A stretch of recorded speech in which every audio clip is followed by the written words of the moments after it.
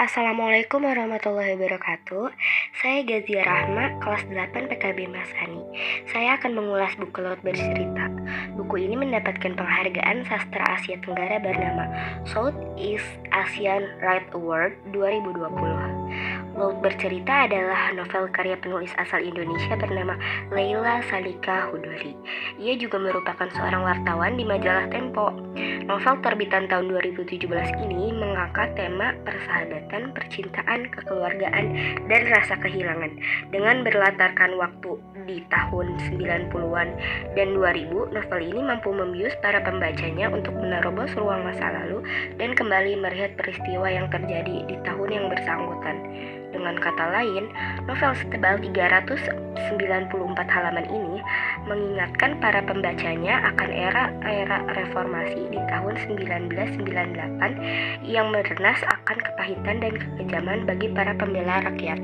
Sinopsis menceritakan terkait perilaku kekejaman dan kebengisan yang dirasakan oleh kelompok aktivis mahasiswa di masa Orde Baru.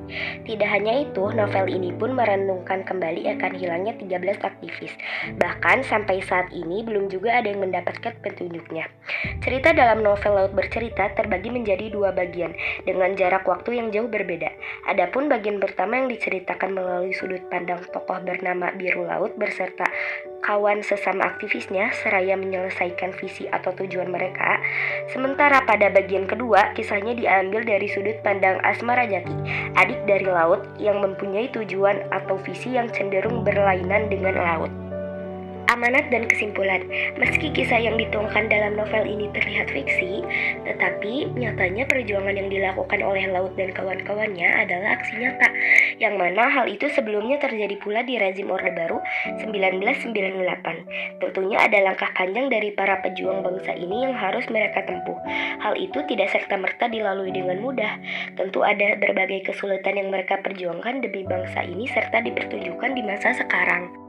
Para pejuang rela untuk jatuh lalu bangkit dengan harapan agar kelak di masa mendatang semua tidak sama layaknya di zaman mereka.